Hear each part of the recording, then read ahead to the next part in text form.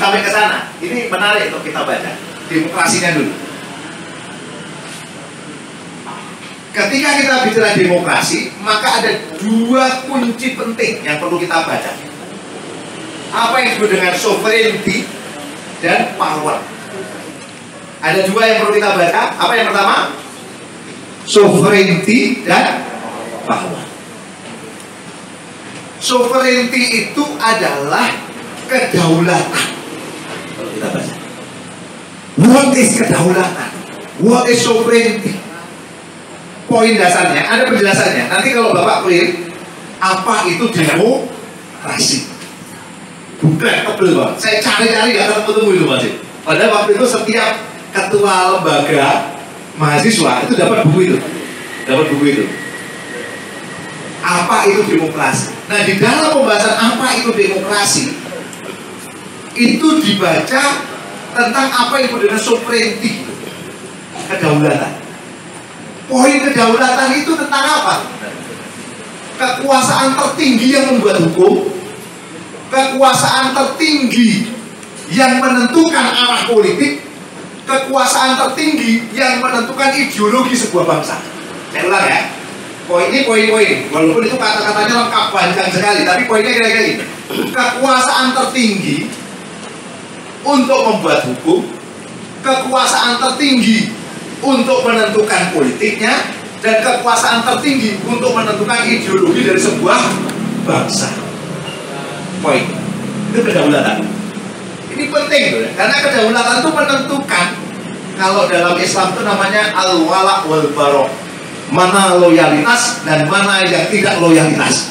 Mana yang perlu kita loyalitasi, mana yang kita anti loyalitasi. Itu kira-kira membacanya. Nah, sovereignty. Kalau bicara sovereignty, ini bahasa paling mudahnya adalah apa yang disebut dengan suara rakyat, suara Tuhan. Berarti dalam demokrasi, kekuasaan tertinggi yang membuat hukum itu namanya rakyat. Dan mereka meyakini suara yang ditampung dari rakyat itu pasti suara kebenaran. Saya ulang ya. Suara rakyat yang ditampung, yang disalurkan, kemudian dibuat hukum dari suara rakyat, maka ini pasti benar karena dia suara Tuhan. Sampai di situ dulu. Ini harus kita clearkan poin itu. Sovereignty. Berarti posisi yang penting dalam demokrasi itu namanya antroposentrisme. Apa antroposentrisme itu? Pusat segalanya ada pada rakyat. Bahasa mudahnya, rakyat itu agak poinnya agak menarik dari sisi positif ya. Tapi lebih enak kita membacanya dengan begini, bahwa kekuasaan tertinggi untuk membuat hukum itu ada pada manusia. Karena suara manusia itu ada kebenaran, dan suara kebenaran itu adalah suara Tuhan. Kira-kira gitu logika berpikir ya. Kira-kira logika begini. Berarti ideologi yang diemban untuk mengatur negara, ideologi yang dibuat oleh manusia. Karena suara manusia itu yang menempatkan ideologi adalah suara kebenaran, dan setiap suara kebenaran adalah suara Tuhan. Ini harus kita kritisi dulu poin sovereignty. Sebelum saya bicara jauh-jauh ya, kita mulai dari sejarahnya. Tapi di sini dulu. Karena pertanyaan saya sederhana pada bapak-bapak sekalian dan ibu sekalian. Benar nggak suara manusia itu pasti benar?